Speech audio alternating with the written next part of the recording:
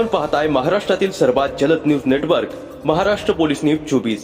त्यांच्या आपण भेट घेतलेली आहे काय मंगेश कालोखे यांची काल क्रूरपणे निर्गुण हत्या करण्यात आलेली आहे। आपल्या सगळ्यांना माहिती आहे की मंगेश हा अतिशय माझा जवळचा सहकारी, सातत्याने 2 वेळा खोपोली नगरपालिकेमध्ये मानसी मंगेश कालोखेंच्या रूपाने नगरसेविका म्हणून या साईबाबा नगर या वॉर्डमधून तो निवडून येत होता। आणि काल जे कृत्य राष्ट्रवादीकडून रवी देवकर, सुधाकर घारे या सगळ्यांनी प्लॅनिंग करून काल मंगेशची जी निर्गुणपणे हत्या करण्यात आलेली आहे। आम्ही कालपासून आम्ही हे सगळं चित्र पाहतोय।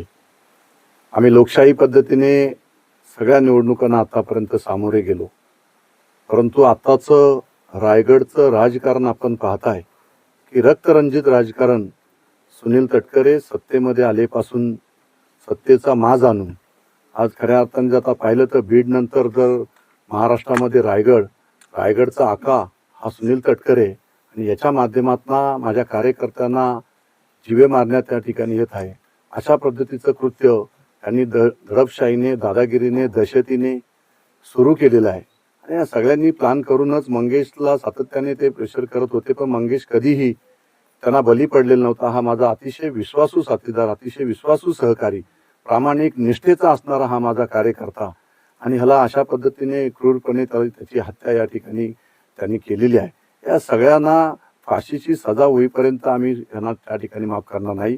आज स्वतः शिंदे साहेब सुद्धा मंगेशच्या घरी या ठिकाणी मानसीताईंचं सांत्वन करण्यासाठी, कालोखे कुटुंबियांचं सांत्वन करण्यासाठी या ठिकाणी आता 1-2 तासामध्येच शिंदे साहेब स्वतः भेटण्यासाठी या ठिकाणी येत आहेत। परंतु जोपर्यंत या सर्व आरोपींना अटक केली जात नाही तोपर्यंत आम्ही 2 दिवस अजून पोलीस स्टेशनला अल्टिमेटम या ठिकाणी देतोय की ताबडतोब त्यांना अरेस्ट करा। आजही सुद्धा घरी जाऊन त्याच्या ऑफिसमध्ये त्या ठिकाणी बैठका त्या ठिकाणी घेतोय।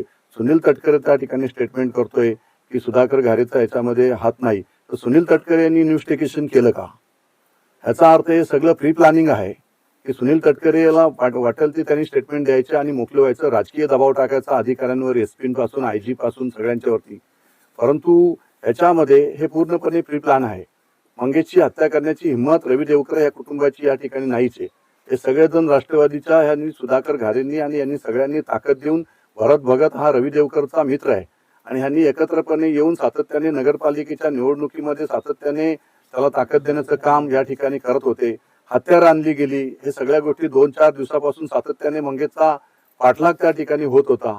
हे सारं त्यांच्या सगळ्यांच्या निदर्शनास येत होतं, परंतु मंगेशला थोडी सुद्धा अशी त्या ठिकाणी कल्पना आली नाही की ही माझी अशा पद्धतीने हत्या करेल, असं कधी माझ्या मंगेशला त्या ठिकाणी वाटलं नाही। परंतु आज मी 2 दिवस आता साहेबांशी चर्चा केल्यानंतर आम्ही या ठिकाणी निर्णय घेऊ 2 तासांनी। मात्र ह्या आरोपींना तात्काळ यांना अटक त्या ठिकाणी केली नाही तर आम्ही स्वतः जाऊन पोलीस स्टेशनला त्या ठिकाणी बसून राहू। जोपर्यंत यांना अटक केली जात नाही तोपर्यंत मी पोलीस स्टेशनवर आम्ही सगळेजण त्या ठिकाणी हलणार नाही। आज फक्त साहेबांना, शिंदे साहेब येऊन जाऊ द्या, मग आम्ही जो काय आहे तो निर्णय या ठिकाणी घेऊ। महाराष्ट्र पोलीस न्यूज 24 साठी रायगड जिल्हा उपसंपादक संजय गायकवाड।